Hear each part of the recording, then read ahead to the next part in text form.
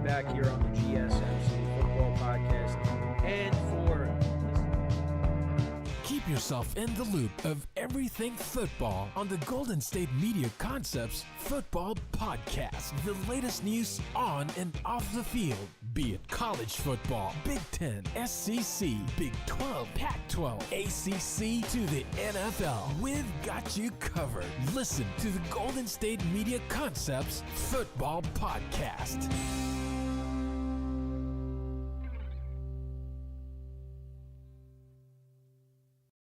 And welcome everybody to another edition of the GSMC Football Podcast, brought to you by the GSMC Sports Network. As always, I'm your host, Kenneth Grunfelder, and it's great to have you guys here on this Wednesday, January 15th.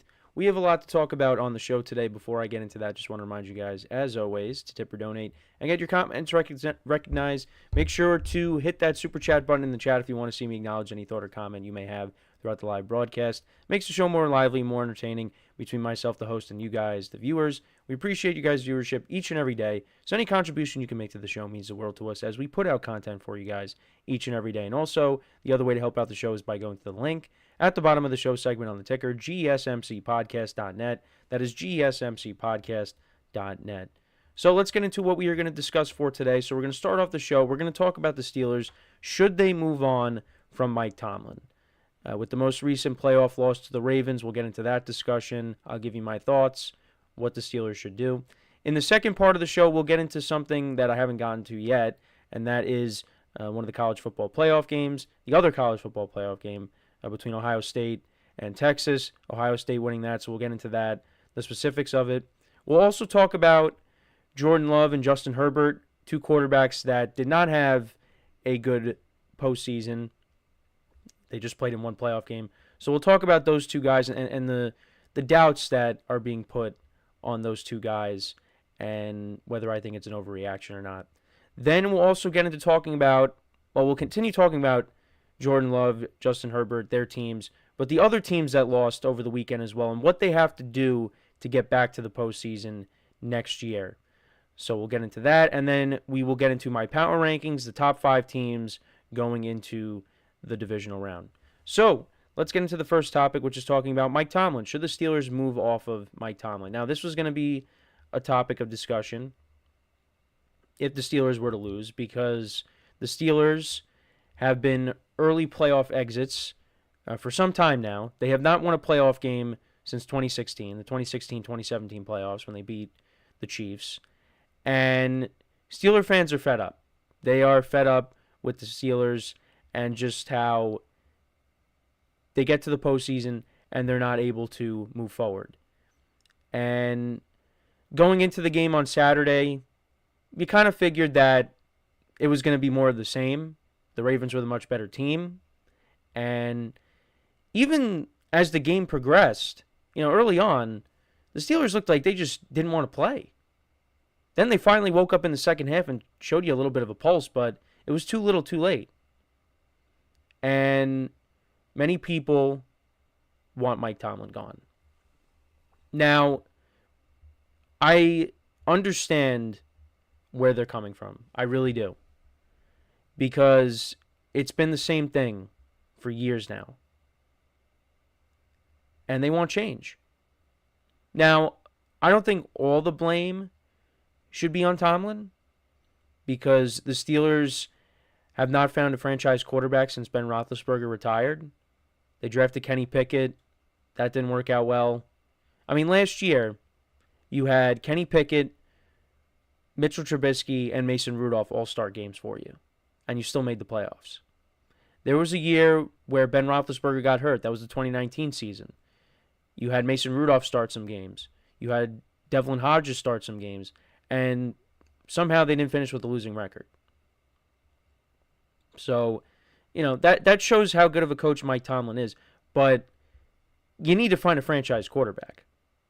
Because in a conference like the AFC, you need to have a Patrick Mahomes, Lamar Jackson, Joe Burrow, Josh Allen. You need to have a guy like that can compete with those guys. Because the Steelers don't have that. And Russell Wilson was decent this year. We all kind of rolled our eyes when they made the change from Justin Fields to Russell Wilson, but it ended up panning out for them until the end of the year. But Russell Wilson is not what he used to be. He's just not. So the Steelers need to figure it out. The problem is they finished 9-8, 10-7. They don't have the ability. I mean, they have the ability if they want to give up assets, but they don't have the ability, I guess, to take one of those top quarterbacks because they are never in a position to do that. And when you look at the free agent market and maybe if they were to trade for someone, there's no one really out there that you could bring in that is to that level of the quarterbacks that I just mentioned. Now, I know you guys know I'm a big Aaron Rodgers guy, but Aaron Rodgers is either going to retire or if he comes back, he's not the same player he once was. Now, if you were getting prime Aaron Rodgers or prime Russell Wilson, then yeah, then you have a quarterback that can compete with the guys, the top four that I just mentioned. But there's no one out there. So it's really going to come down to the Steelers being able to find that quarterback in the draft. And I don't know what they're going to do with this upcoming draft. I mean, obviously, we'll talk more about the Steelers and what they have to do. But it's just, they need the quarterback, and they just need more explosiveness on this offense. They just don't have a ton of that. The running game, Najee Harris probably going to be leaving in free agency. And, other than George Pickens, there's really no weapons that scare you. And does George Pickens even scare you? George Pickens, I brought him up the other day. He's an elite talent, but is he an elite player? I don't know if I could say that. And I like the weapons on this team. Pickens is good. Calvin Austin showed you some potential this year. Pat Freiermuth's a good tight end. I like Jaylen Warren. And, Najee did rush for over 1,000 yards, although Troy Aikman dismissed that when they did the Bengals-Steelers game, just because now with the added games and all that and what have you. But they do have good players on this offense. It's just they need elite players on this offense. And I don't think you could look at the guys that they have and say there's any elite weapons. So, yeah, that is, I mean, we'll talk more about that when we get into the later segment. But, yeah, it's just Steeler fans want change. They expect better results. And I did bring this up the other day. It's kind of like the Yankees, because the Yankees have a standard of championship or bust. Now, I don't have that mindset anymore, but a lot of Yankee fans still do, and they have wanted Aaron Boone and Brian Cashman, the general manager, fired for years because they haven't won a championship since 2009. Now, they did get back to the World Series in the fall, but they ended up losing in 5 games to the Dodgers. I don't like talking about it, but that's what happened. Now, the Steelers, they just flat out haven't won. Now, at least the Yankees got to a World Series. The Steelers haven't won a playoff game in 8 years. It's the same thing over and over again. So that's where the frustration comes from. Now, there are some things, like if you go back over the course of Tomlin's career, there are a lot of games where the Steelers play down to their competition. The one that always comes to mind to me for some reason, now you could bring up the playoff game against the Jaguars. Now, the Jaguars were a good team that year, but there's no reason why the Steelers couldn't beat Blake Bortles in that playoff game. They gave up 45 points. Now, there was a defensive touchdown in that game. I remember that. But, I mean, it's not like Jacksonville's offense was elite. Jacksonville's defense was elite. But, you had Ben Roethlisberger, you had Antonio Brown, you had Le'Veon Bell. That offense should have been able to, well, I mean, they did put up 42 points. It really, you got to put the blame on the defense. The defense just could not stop anything. And now, the defense has improved over the years, but the offense has gotten worse. The elite level talent's just not there on offense. But the one regular season game that always comes to mind is 2014, when they lost to Mike Glennon and the Tampa Bay Buccaneers. That was Mike Evans' rookie season. They lost to them in Pittsburgh. That's just one. I don't know, that's just one that always sticks out to me for some reason. But that is a prime example of Tomlin teams playing down to their competition, or they're just not prepared. There are a lot of times where, over the course of Tomlin's career, where the team is just not prepared.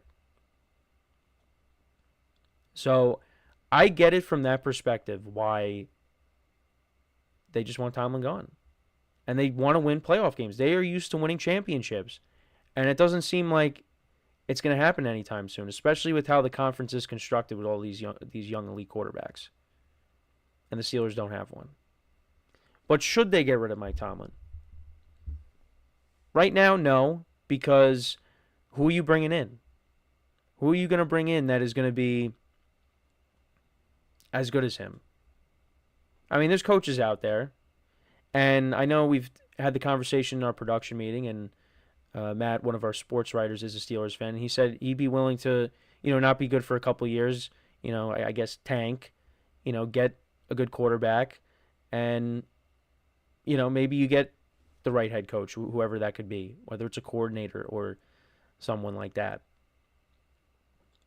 But on the other hand, be careful what you wish for, because you could end up being like the Jets and the Giants, where you just cannot find the right head coach and general manager. And then you're even worse. Then you go from being, mediocre to bad. You don't want that. So you do have to look at it from that perspective too, is be careful what you wish for. But I think for right now, you keep Tomlin, and let's see what they do. They have the most expensive defense in the league too. That's another problem. We got to kind of balance it out a little bit. Get some more talent on offense. They need it. And we'll get in, like I said, we'll get into that later in the show when I talk about, the Steelers and all the other teams as well. But yeah, it's just another frustrating year for the Steelers, and they were 10-3. They were 10-3. They were looking great, but then they finished out the season losing 5 straight games. It's not what you want. And they were 10-3, and you still end up finishing with the same record as you did last year, where they won 3 straight to make the playoffs, and they got knocked out by the Bills. So, yeah, we'll see what happens, but yeah, Tomlin's not going anywhere. And the other thing, too, is, like Aaron Boone and Brian Cashman, more so Brian Cashman, but if Mike Tomlin was out there, if the Steelers let him go and he was out there, teams would immediately gravitate towards him to try to get him to take their job, their head coaching position, if it's open. He's won a Super Bowl, even though it was a long time ago. He's never finished with a losing season. They're going to look at that and say, we want that guy to change the culture. So, it's the same thing with Aaron Boone and Brian Cashman. If Brian Cashman was out there, Yankee fans want him fired. If he was out there, teams would immediately be lining up to try to bring him in because of the resume. And I get it. But the Steelers, they have a different standard than a lot of the other teams in the NFL. Many people say they're entitled. I get it. So, yeah, the Steelers are still going to keep Tomlin. I believe they should. See how next year goes. I mean, if they end up having a terrible year, which I don't think they will, it might be more of the same, they're going to continue to keep him. And the Steelers are an organization that doesn't fire their coaches. They tend to not do that. Now, they did that last year because fans were begging for them to fire Matt Canada, and now they brought in Arthur Smith, and, fans are still not happy. So, we'll see. But I get it. I get it from their perspective, but I'm of the mindset you keep Tomlin around, and, let's see what they do going into the next season. So we're going to take our first break of the show now, and then when we come back, we will recap the Ohio State-Texas game, because that was something I haven't done yet, and we'll talk about, a little bit about the matchup now that sets up the national championship game. It'll be Notre Dame against Ohio State. So we'll talk about all that when we come back. So with that being said, stick around, and we'll be right back here on the GSMC Football Podcast. I feel like I'm losing my mind. Is everybody in the world blind? Please, Lord, give me a sign, a sign. I feel like I'm losing my mind. Is everybody in the world blind? Please, Lord, give me a sign, a sign. I wanna be the greatest. Everybody on the fake shit. I look around and feel like everybody is the fakest. I make this every day and I'm impatient, hoping one day I blow up from the basement. Statement, the top is so vacant. I don't hear shit that I think is amazing. Waiting for my day when I'm playing sold out shows for 1,000 faces. Hey, give me that crown, get in my way and to be put down. It ain't your place, all this my town. If I want that shit, then I'll get it right now. I'm losing it, the noose it fits. I'm losing shit, a stupid myth. You choose to live or choose to dip. You choose to fight or lose your grip and lose a gift. Oh. I feel like I'm losing my mind. Is everybody in the world blind? Please, Lord, give me a sign, a sign. I feel like I'm losing my mind. Is everybody in the world blind?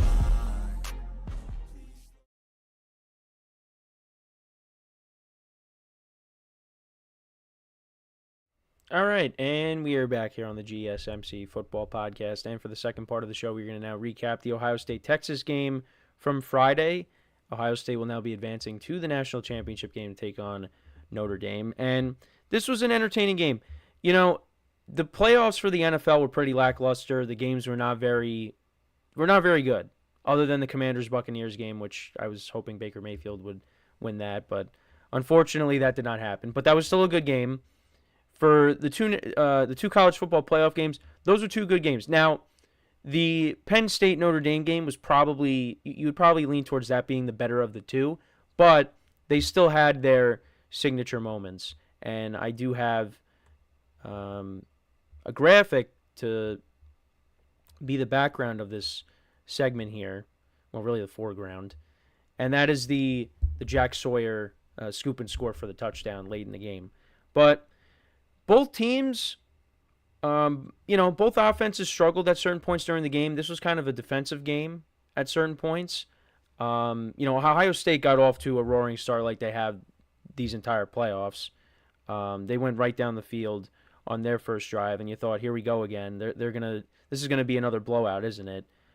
Because Texas turned it over on downs to start the game. They went for it on 4th and 3, and they weren't able to convert. And yeah, Ohio State went 10 plays, 64 yards down the field, and Quinshon Junkins from 9 yards out scored a touchdown to make it 7-0 Buckeyes. But yeah, it took a little bit, well, really most of the first half for Texas to get something going, and then they finally got on the board towards the end of the first half. They went for it on 4th and 1. They had Arch Manning come into the game, and he was able to scramble for a first down. And it looked like maybe he might have fumbled on the play, but they ruled that he was down, and Texas picked up the first down. They got down to the Ohio State 18, and Jaden Blue, who had a couple of receiving touchdowns in this game, he caught the first touchdown. It was pretty much the same play. It was kind of a wheel route, and that led to a touchdown for Texas, and it happened later on in the game as well. This was an 18-yard touchdown, and yeah, so that tied the game. So then Ohio State, you got 29 seconds left. You could try to get into field goal range at least. And just, I don't know what Texas defense is doing on this play, but, they set up a screen to Henderson, the other running back, Travion Henderson, and he takes it to the house. So Ohio State goes into the half up 14-7. And this happened in AT&T Stadium. And it kind of reminded me of the play from when the Chiefs were playing the Cowboys. This was like 8 years ago, almost. And that was when, it was before the end of the first half. This was when Alex Smith was the starting quarterback. And he just threw a little dump off to Tyreek Hill. And he had blockers ahead of him. And he was able to weave his way through and score a touchdown. It kind of reminded me of that. I mean, similar plays. But, yeah, and that's what happened when they... in the Cowboys Stadium. Those two plays happened in the Cowboys Stadium. So I thought that was funny there.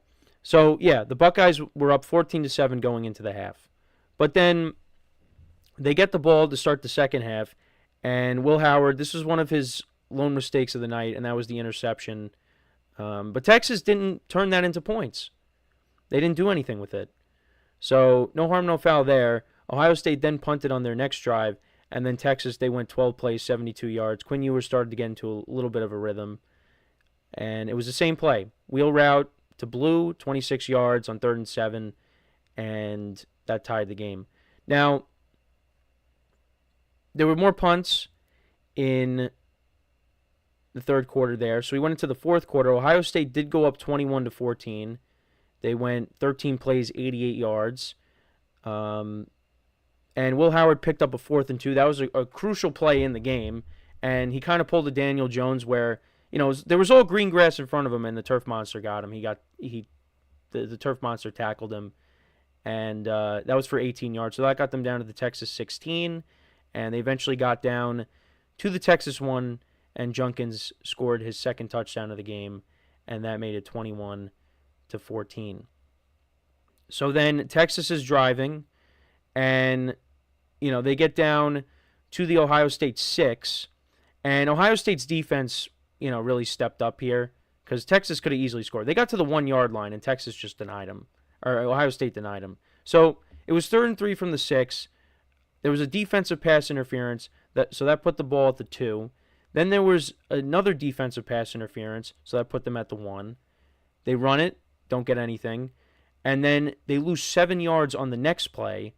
Then there was no gain. Quinn Ewers threw an incompletion. So they go for it on 4th and goal, and this is the signature play. Ewers is looking to throw it. He ends up getting sacked by Jack Sawyer, who was his roommate because they used to, be roommates at Ohio State. And he ends up returning it to the house for a touchdown, and that was pretty much it. That's pretty much how the game ended. And then Texas got the ball back, and then Ewers threw another pick, and then Ohio State was able to end it there. Will Howard had a good game, 24 of 33, 289 yards, a touchdown, and a pick. Ohio State only ran the ball for 81 yards. Quinshon Junkins had 2 touchdowns in the game. Travion Henderson only 42 yards on the ground, but he was their second leading receiver. Carnell Tate was their leading receiver. He had 87 yards. Henderson had 75. Jeremiah Smith was one of their better players. 14 touchdowns on the season. He only had 1 catch for 3 yards. So he was a non-factor. Ohio State's defense, 4 sacks of Quinn Ewers, who, he put up decent numbers himself, 23 of 39, 283 yards, 2 touchdowns, and a pick. They only ran the ball for 58 yards. Quinn Ewers had negative 18 yards on the ground. Jaden Blue was their leading receiver, the running back, 5 receptions for 59 yards and 2 touchdowns. Matthew Golden, 2 for 51. Texas's defense, 2 sacks of Will Howard on the day. But yeah, Texas does fall short, and Ohio State, they move on. They've come a long way since that loss to Michigan. I know I've said that with their previous 2 games, but they really have come a long way because that was that left a bad taste in their mouth. They were getting criticized up and down by the media, and they have looked really good in these playoffs, and they will be taking on Notre Dame, which is an interesting matchup. Tommy, our college football podcast host, did an evaluation of the players for both teams, and who has the better talent when comparing the two, and most of it goes to Ohio State. So when you hear that, you think, all right, well, it looks like Ohio State's going to probably win this game, right? But not so fast, though, because Notre Dame, when they took on Penn State last week, Penn State, I think people probably thought they were the better team, but Notre Dame was still able to pull it out. The coach over at Notre Dame has done a great job. He's supposedly NFL teams are trying to bring him in for an interview, but I think he's content with staying with Notre Dame. But who knows? Listen, money talks. So, but it does set up. This does set up an interesting matchup. So I wouldn't count out Notre Dame in this national championship game. I think it's going to be a good game, and we'll see what happens. But right now, Ohio State is playing really well. Will Howard may have had that one mistake with the interception, but it didn't cost him anything. This was a good game. These are 2 very good teams. And we'll see what happens with Quinn Ewers. Does he end up going somewhere else to play football next year, or does he because I don't believe he declared for the NFL draft yet. So we'll have to wait and see what happens there. But yeah, the signature play was obviously the Sawyer run back for the touchdown. That was the difference in the game. Ohio State, they really stood tall down near the goal line to prevent Texas from scoring. Because who knows what would have happened if Texas would have scored there. But it was a very competitive game.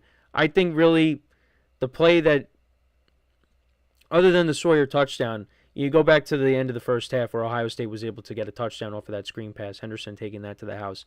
Who knows if they don't score there, what happens, what transpires. So, yeah, no, it was a good game.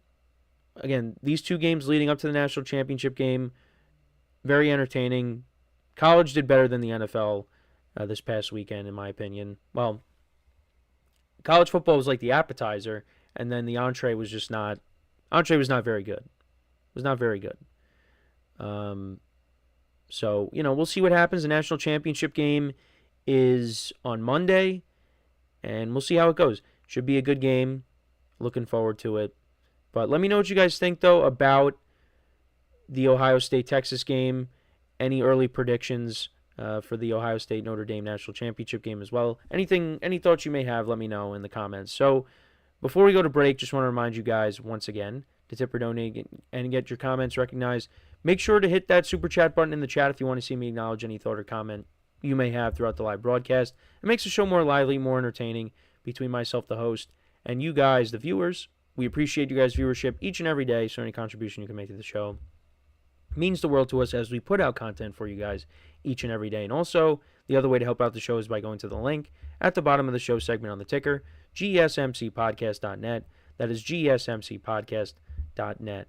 So when we come back from our next break, we will talk about Justin Herbert and Jordan Love and their playoff performances from over the weekend. I know we went over the games yesterday, but I just wanted to get into, the criticism that these two guys, the heat that these guys have been put under now since, the weekend has happened, because there's been a lot of negative comments going towards these two guys over their performances in the postseason here. And I just wanted to get into all that, just get into that discussion and, why it's kind of an overreaction. But again, I do understand why they're receiving the criticism that they're getting at the moment. So, with that being said, stick around, and we'll be right back here on the GSMC Football Podcast. Looking for your daily fix of sports talk without having to pay for it? GSMC Sports Network is available on YouTube. Just search GSMC Sports Network. Get your fix of daily sports talk shows on YouTube, absolutely free. NFL, college football, NBA, MLB, MMA, UFC, fantasy football, and so much more. GSMC Sports Network has shows running all day long, with new sports shows starting every 2 hours. Just like on your favorite cable sports channel, except GSMC Sports Network is absolutely free. Just search GSMC Sports Network on YouTube to catch one of your new favorite shows, like the GSMC College Football Podcast, Chip Shot Football Podcast, Hoops and Heels Women's Sports Podcast, GSMC Basketball Podcast, and so many more. Check it out for yourself. GSMC Sports Network, now available on YouTube absolutely free. Search GSMC Sports Network on YouTube right now.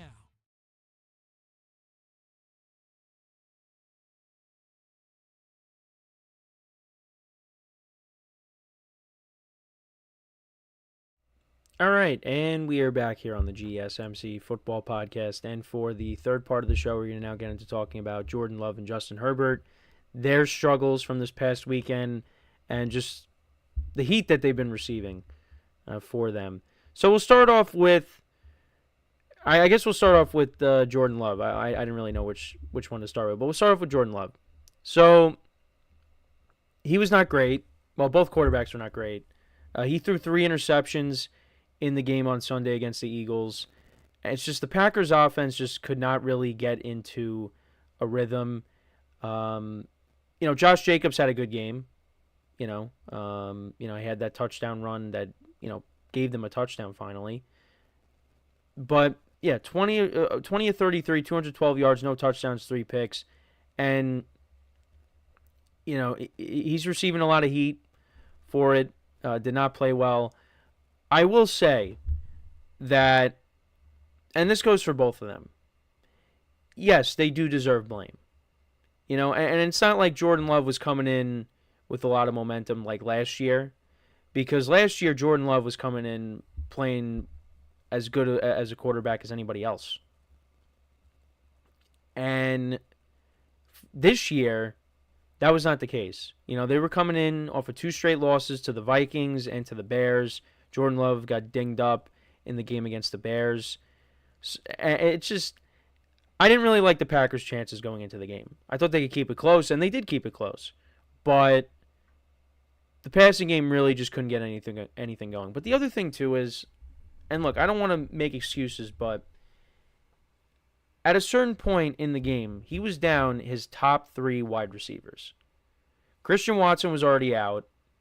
Romeo Doubs gets hurt, concussion, and then Jaden Reed suffers a dislocated shoulder. Now, even when they still had Romeo Doubs and Jaden Reed, they still weren't getting anything done. But you lost your top 3 wide receivers, and it's just, you're also going up against the number 1 pass defense in the Eagles as well, and you're kind of shorthanded.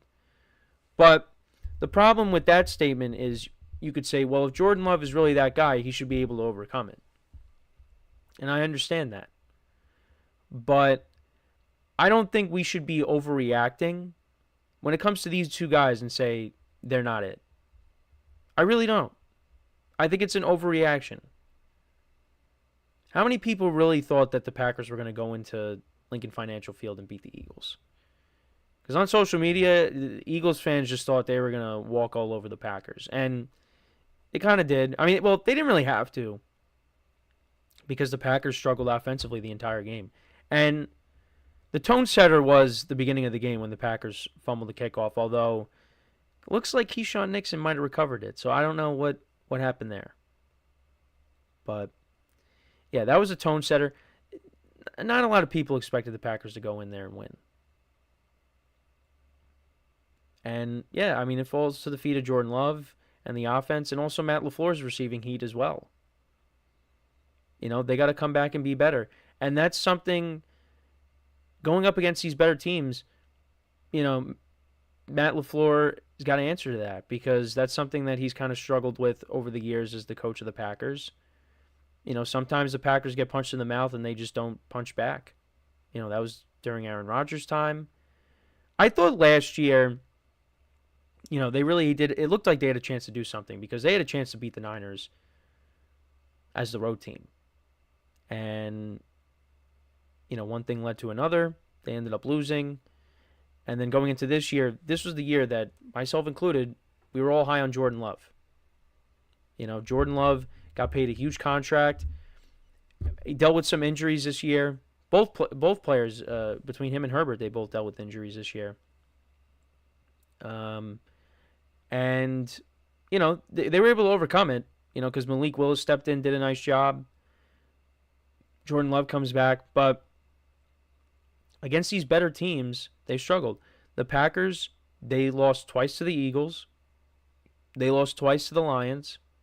And they lost twice to the Vikings.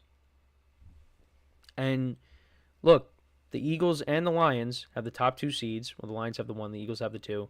And the Vikings won 14 games.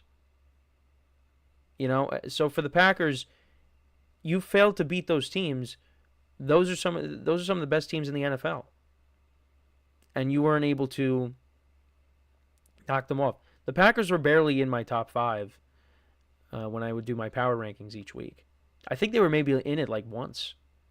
But that was it. Because you go up against the Lions, you go up against the Vikings. I mean, the Eagles game was in Brazil, and I guess you can kind of throw that game out, because that game was just sloppy, even though there's a lot more points scored in that game. But, they go up against the Eagles in Philly, and they just could not move the ball against that defense. That's a credit to the Eagles' defense. The Eagles' defense is really good. But, yeah, you got to be able to beat these better teams if you want to advance, and they just couldn't do it. But I still think that Jordan Love is the guy. It's just, I think, for the Packers, and we'll talk about it in the next segment, there's some more things that they need to add to this team if they want to take that next step. And I think going to next year, if Jordan Love doesn't deal with any injuries, let's see what he does. Let's see what he does. But the Packers, they put a huge investment in him. And, he still had a relatively good year. Didn't throw as many touchdown passes, but he did throw the same amount of picks. So you want to see that be a little bit lower. Because compared to last year, he had 25 touchdowns to 11 picks this year. Last year, what did he have, 32? Oh, that was a postseason. Yeah, 32 touchdowns to 11 picks. So you want to see the touchdowns up, the interceptions down. But, yeah, I'm not... it was disappointing, but I'm not going to jump off the Jordan Love bandwagon. I'm not. I'm staying on it until otherwise. So, yeah, I get it. Didn't play well, but I think there was a lot more going on than just his performance. But also, yeah, they talked about his footwork. That didn't look... That wasn't looking good in the pocket. The interception to the linebacker, Zach Bond, he just didn't see him. The other two, one was an underthrown ball and the other one was just you're trying to get something going. That was towards the end of the game.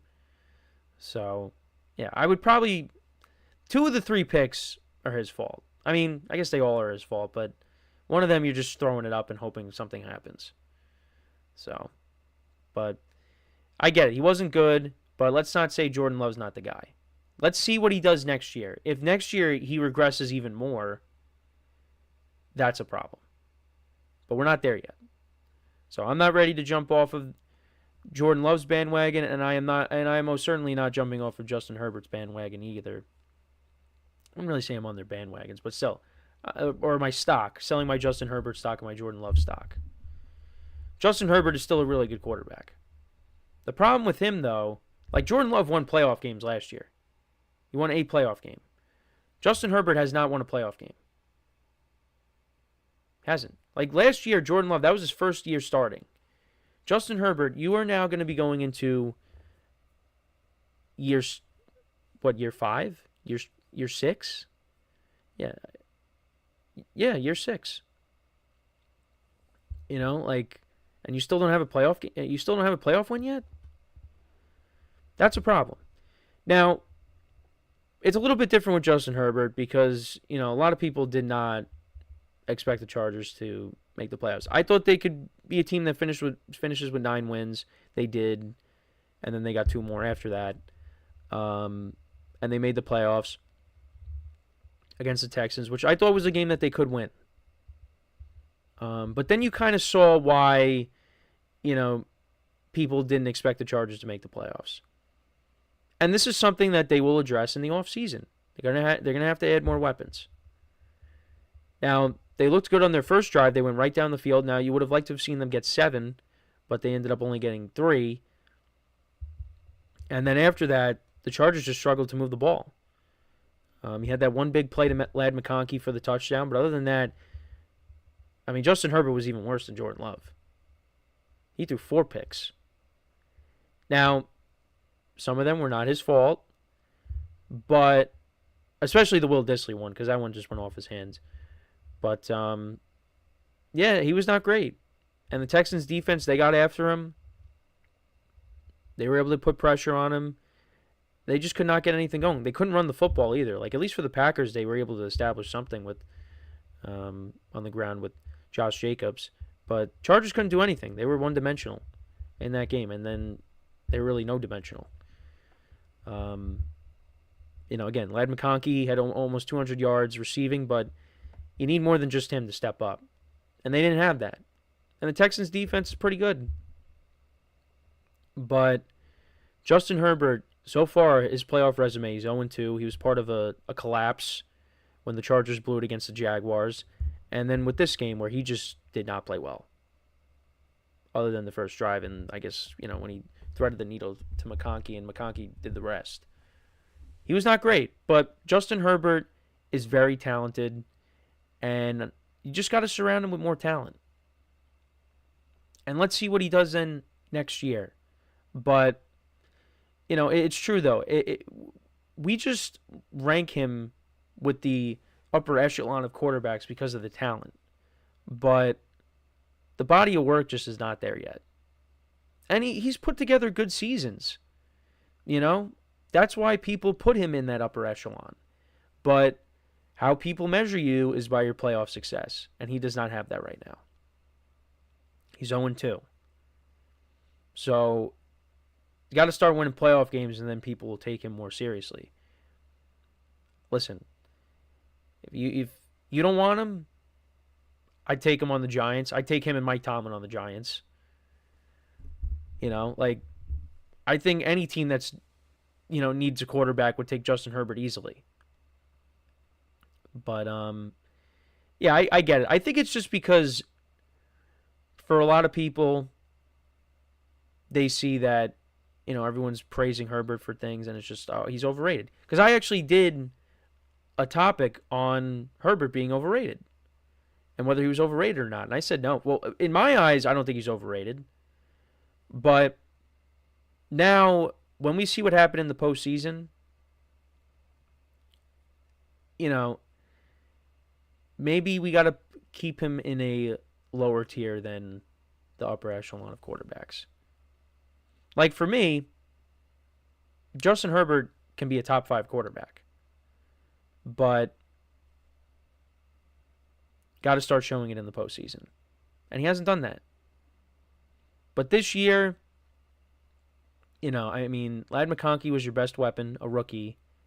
And then you have Quentin Johnston, who had his moments. He had a much better year than he did his rookie season. And J.K. Dobbins was a nice story.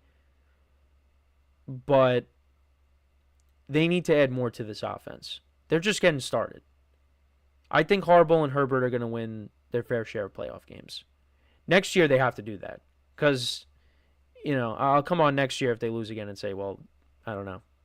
I mean, it depends on how the season goes. But I'm not selling my stock on these two QBs. I think they could bounce back from this. The problem is we just like to overreact. That's what people are doing. They're overreacting. I mean, for Jordan Love, he had the tougher task. Like, I loved the Chargers going into this weekend. I thought they were going to win. But then, of course, when I see everybody picking the Chargers, I was like, yeah, that's not good. It's not good. And they ended up losing. So I thought the Chargers could definitely win, at least advance, into in the playoffs, at least take on the Chiefs and see what happens. But that did not happen. So, yeah, a lot of people are down on these two quarterbacks. But you know what? I think they will rise up next year. And it'll be different. I'm going to say that right here, right now. Let's see what they do in the offseason.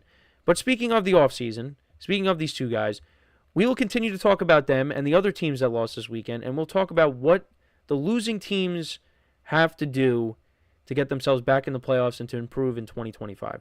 So with that being said, stick around, and we'll be right back here on the GSMC Football Podcast.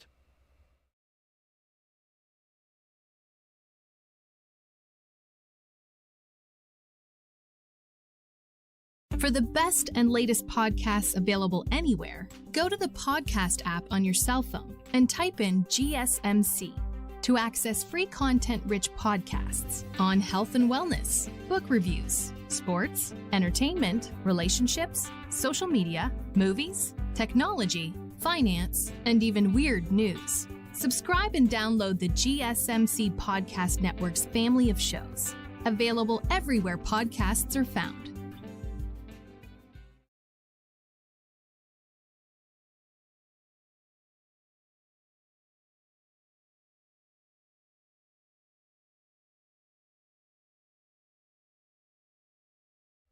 All right, and we are back here on the GSMC Football Podcast, and for the fourth part of the show, we're going to now get into talking about all of the losing teams from this past weekend in the NFL, what they have to do to improve and get themselves back into the playoffs for the 2025 season. So I guess we'll go in order. So we'll start off with the Chargers, who we just talked about.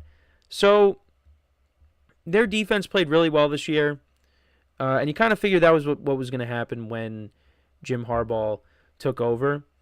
And then, in the draft, last year's draft, they got the best tackle, arguably, in the draft in Joe Alt.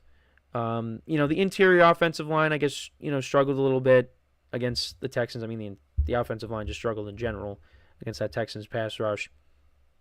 But for me, the main thing that the Chargers need to address, whether it is through the draft or it's free agency, they need to get more receivers, more playmakers on offense.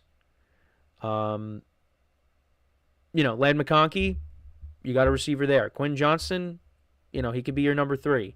But you need at least another number 2, or you need a 1. Now, there's receivers out there that they can go out and get. I know T. Higgins, it's like every team is connected to him.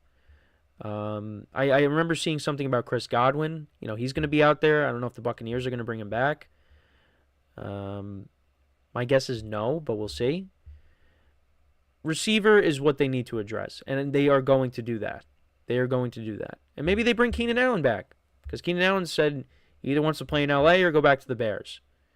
So I think if you brought Keenan Allen back, that would be good, because him and Herbert have a chemistry. They have a connection. So I think that would be a good move there. But, that is what I think you need to go out and get more playmakers. Because you saw in the playoff game against the Texans, again, Herbert was not great, but who stepped up other than Lad McConkey? No one. They couldn't run the ball. Quinn Johnston dropped some passes. It was not great. It's Lad McConkey. You need to add more.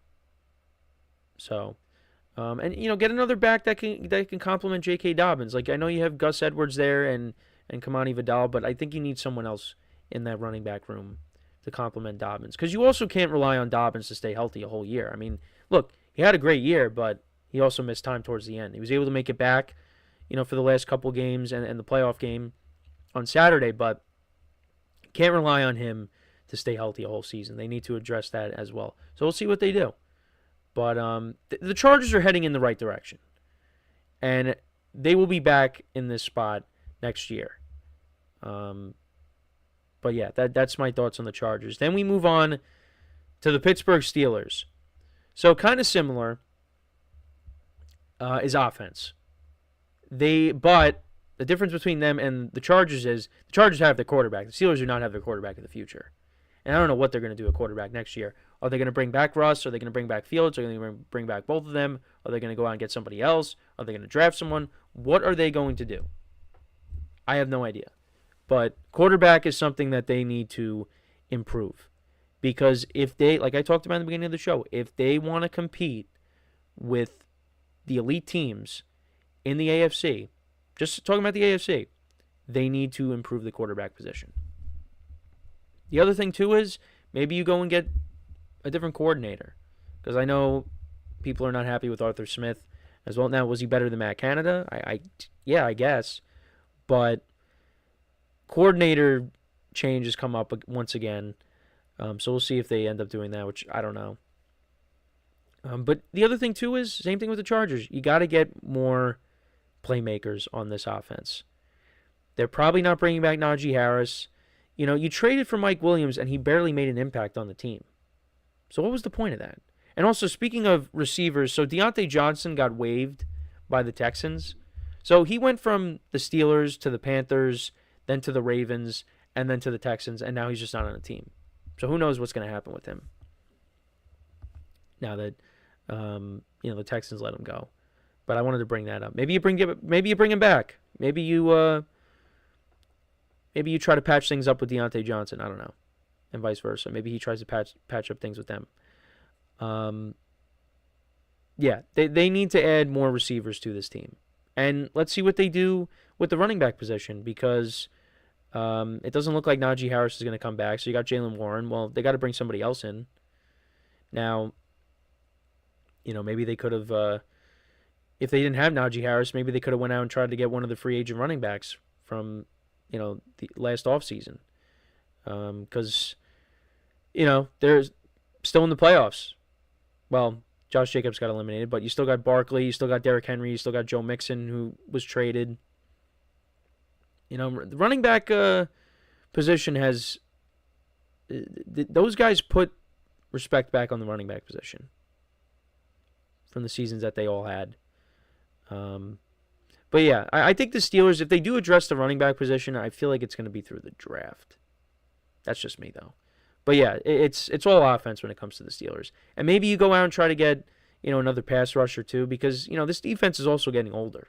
Like, the defense is still pretty good, but TJ Watt's not getting any younger. Cam Hayward is getting older. You gotta add some more youth on that defense as well. That's just me, though. They did that with the offensive line, which I think, with the young players, hopefully they develop and, they play better. But, I think the defense needs some more youth there. That's just me. But, so that's the Steelers, and then we move on to the Broncos. Yeah, I feel like for most of these teams, it's offense. Same thing with the Broncos. You need more than just Cortland Sutton. Well, Troy Franklin had that long touchdown reception. Marvin Mims, he was good down the stretch. I think running back is a position that they need to address coming up here because they just could not run the ball in the game against the Bills. They were using different guys, but none of them really were providing the spark that they needed. But I think you need to add a workhorse back to this offense. One dominant force there that you can rely upon. So that way, because like I said, if the Broncos, could have established a run in this game against the Bills, maybe it goes a little bit differently. You slow it down a bit because the Bills finally woke up and, the Broncos just could not, well, not only could they not keep up, they just could not, do anything offensively after the first drive of the game. So you need that. So whether that's through the draft, whether you bring someone in via free agency, trade, whatever, they need more help there. And like I said, add another receiver, another playmaker. There's definitely going to be receivers out there. I just gave you 2 names before. So, and the other thing too is that people are talking about is a tight end. That would really help this offense too. Because the tight ends that they have are not really dynamic.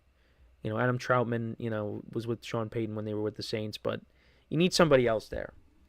So that's what the Broncos need. And then we move to the middle part. Same thing with the Packers. The Packers, probably another corner because Jair Alexander might not be coming back. Maybe another pass rusher, to go along with their front four. And another receiver. They need a veteran receiver or go through the draft and get one. Because, listen, Devontae Adams talked about it when he was on with Kay Adams, and people are saying, well, Devontae should come home. And that would be nice if he does do that. I think if Rodgers does end up retiring, he should try to go back to Green Bay if he can. Or, if the Jets want to keep him, that works too, because then you can have him and Garrett Wilson. But if Devontae were to leave the Jets, if Rodgers retires, I think he should just go back to Green Bay because they need a veteran receiver and he could still play. So, So there's that. And like I said, a couple of pieces on defense for the Packers as well. But the defense improved this year. Jeff Hafley, he did a nice job for them. So, just add more talent to that defense too. Because they got some good players there. Xavier McKinney, is up there for Defensive Player of the Year. You got Rashawn Gary, but add some more players to that team, and hopefully they're back in this spot next year, which I still view them as a playoff team. And then finally, actually no, still got a couple of teams. We got the Buccaneers. So offensively, I think the Bucs are good. I think maybe, like, if they bring back Godwin, that would be good. Maybe they get another receiver in there. But I think defense. If I'm the Buccaneers, that's what I'm going for. Because you got your quarterback, you got the running backs. You have Mike Evans and Jalen McMillan. When Godwin got hurt, he stepped up towards the end of the year. Cade Otton's a good tight end. I guess maybe, I don't know, there's a weakness on the offensive line. You could always address that. But I feel like for the Bucs, they need to go defensive heavy coming up because their pass defense was not good against the Commanders on Sunday, and that's what I was worried about going into the game. And also Levante David, I think, might be retiring, so that's going to leave a huge hole in your linebacking core. Maybe add to your front seven. I think defense is what the Bucs need to address this offseason. because Baker Mayfield, he played really well this year with all the adversity that they had to overcome. And, Bucky Irving had a great rookie season. Mike Evans got to 1,000 yards once again. Offense is fine. I think the defense is where you need to address certain areas. And if you do that, you're going to find yourself, in the mix again next year. And then finally, we got the Vikings. For the Vikings, it's kind of odd because, they won 14 games. But what can they do? Well, I don't know what they're going to do with the running back position because I think Aaron Jones is a free agent. You got Cam Akers there, so I guess, you address that position. You're kind of set at wide receiver. You're set at tight end. I mean, maybe offensive line. I guess maybe guys you can add in the secondary because there are some veteran guys in the secondary because Harrison Smith, I think, is a free agent. Stephon Gilmore is a free agent. So, you could address the secondary. Quarterback position, we'll see what happens with Sam Darnold, if they're going to bring him back or not. I still feel like they can, but maybe these last 2 games, they're just like, yeah, we're done. We're just going to move forward with J.J. McCarthy. Even though, yeah, you can't entirely blame Sam Darnold for these last 2 games, even though he wasn't great, because the offensive line just didn't protect him at times. I mean, 9 sacks on Monday, I mean, that's not all his fault. Some of it is, but got to protect him. They didn't do a good job of that.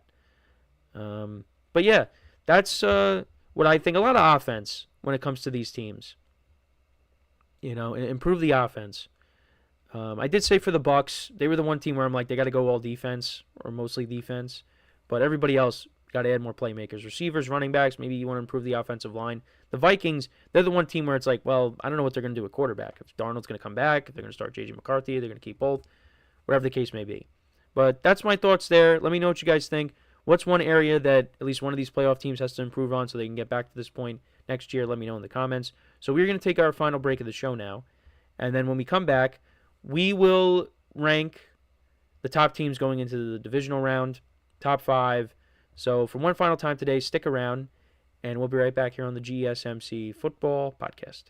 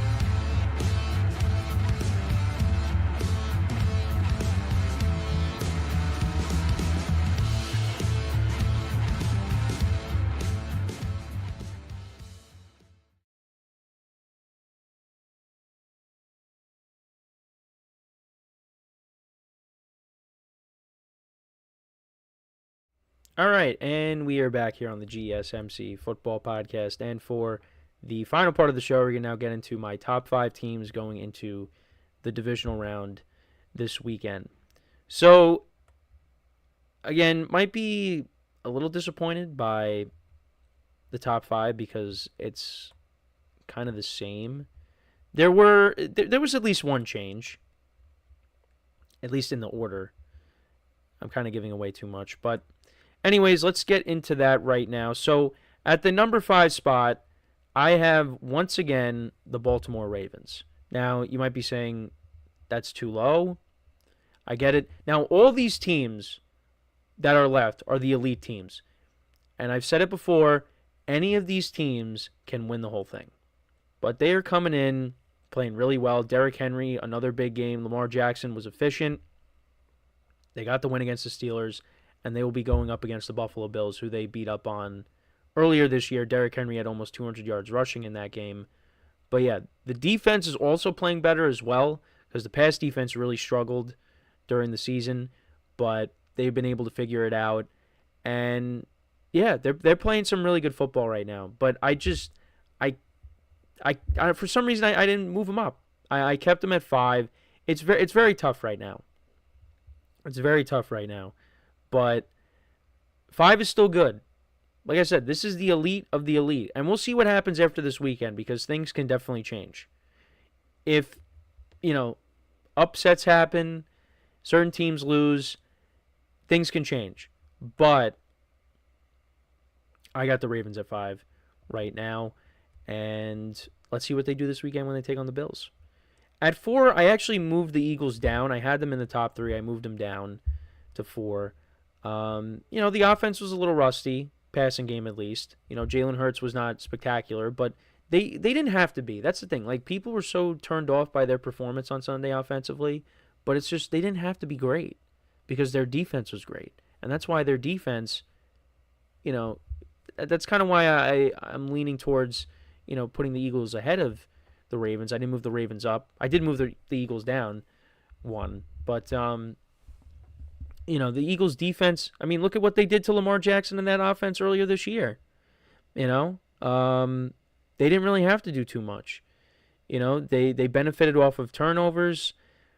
The muffed kickoff in the beginning of the game. They immediately got 7 out of that.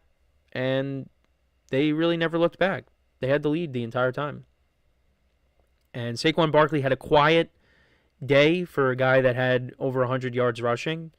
Really didn't have any big runs, but they leaned on him. And that's what they're going to have to do, if they're going to want to win this whole thing. And they're already looking at him as a leader. Well, we know this already. But not only that he is a leader, but he is the leader of the team. And you know what? That doesn't surprise me because you know what? That's what he comes with. And that's, coming from a fan of the team that he left. But it's true, though. He has been a difference maker for this team. And that combined with the defense, this is a team that is very, very dangerous. And they can win the whole thing. Now, I think they're going to have to play better offensively on Sunday if they're going to want to take down the Rams because the Rams are coming in hot off of the win against the Vikings. So, Jalen Hurts in that passing game is going to have to step up. They're going to have to make plays because that Rams defense is playing better. Now, oddly enough, this picture comes from the game against the Rams where Barkley ran for over 200 yards. But I don't see that happening again. I think, the Rams, they're going to be more prepared for this game, and it's going to definitely be a little bit closer. But it's going to be tough for the Rams because now that offense is going to have to go up against the Eagles' defense, which is really good. So, yeah, I got the Eagles at 4.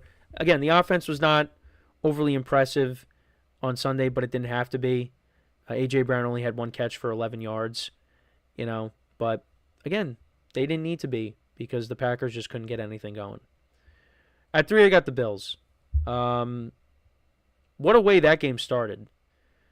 Broncos go right down the field. Bo Nix connects with Troy Franklin for the touchdown, and you're thinking, oh, no, that's not good. But the Bills locked in the rest of the game. And Josh Allen had another solid playoff performance. And, they got their sets set higher. Same thing with the team they're going to be playing with on Sunday. There is so much on the line in that game. It's not even funny. Because I said going into the playoffs, those are the 2 quarterbacks that probably have the most pressure to do something. And they're going to be playing each other. So whoever wins, it's huge for them. But whoever loses, they are going to get torn apart. I really cannot wait for that game. I want it to be Sunday already, even though the game's going to go really fast. All the games go really fast. But, yeah, Josh Allen was solid once again. The defense played really well for the Bills. And they're playing well at the right time, because, and the other thing too is people thought Denver was going to keep it close.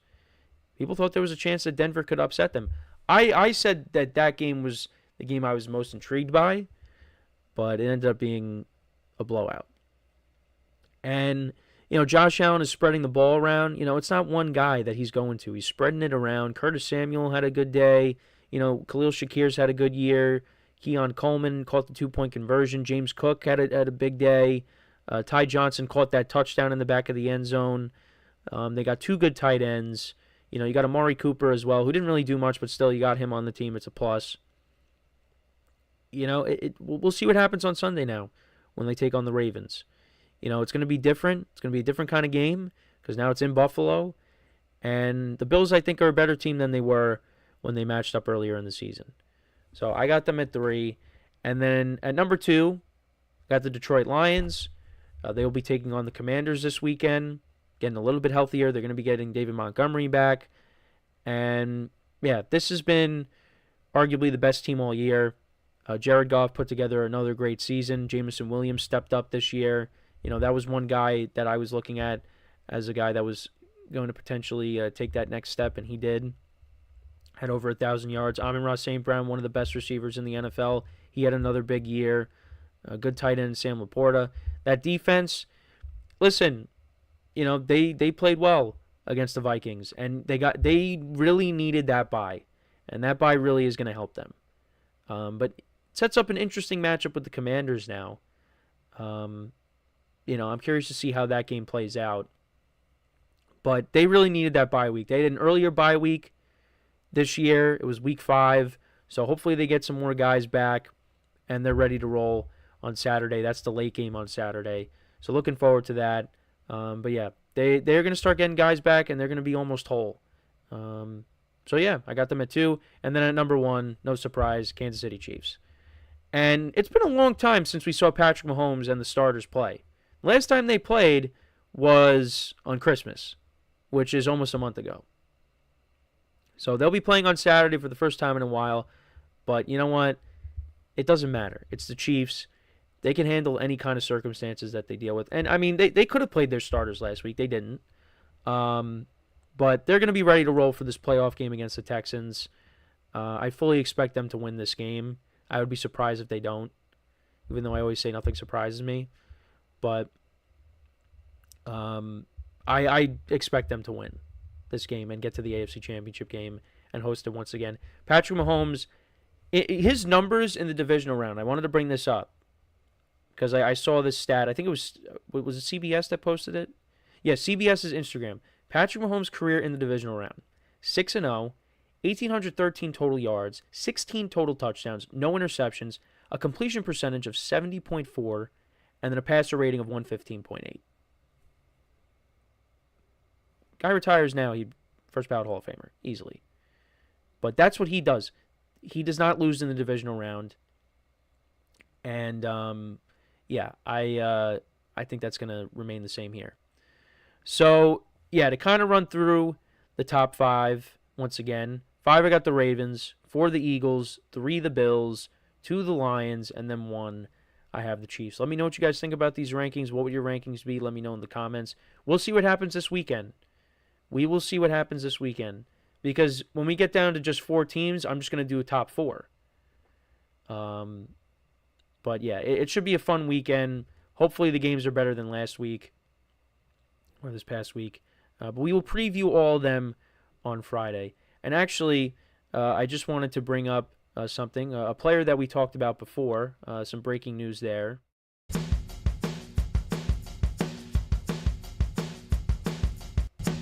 So, yeah, we haven't used that in a while. So, we talked about Quinn Ewers and whether or not, he's going to go play somewhere else next year.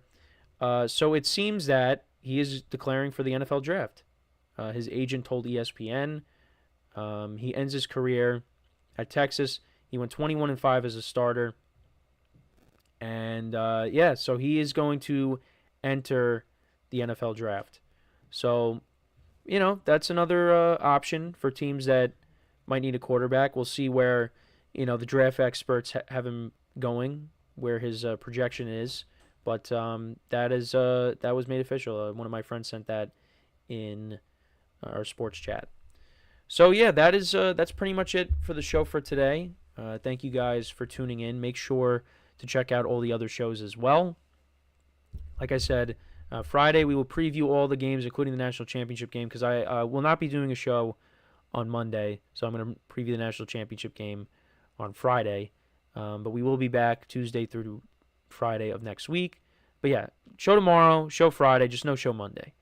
And then we'll be back rocking and rolling Tuesday through Friday, and then business as usual from there. So yeah, listen, we're winding down here. College football is almost over, and then the NFL will soon be over after that. Tomorrow, some topics I've come up with. There's some head coaching searches. Teams still looking for head coaches. I wanted to get into. Some more Mike McCarthy stuff. Potential Mike McCarthy, Aaron Rodgers reunion, maybe. Might talk about that tomorrow. Also wanted to get into the All Pros, what players made first team All Pro, stuff like that. That'll all be covered tomorrow. So make sure to check it out, tune in, and like I said, check out all the other shows. Make sure to leave a like, comment, and subscribe to the video. And until next time, I'm Kenneth Gruenfelder signing off from the GSMC Football Podcast, brought to you by the GSMC Sports Network. Have a good day, and I will talk to you guys tomorrow. Take care.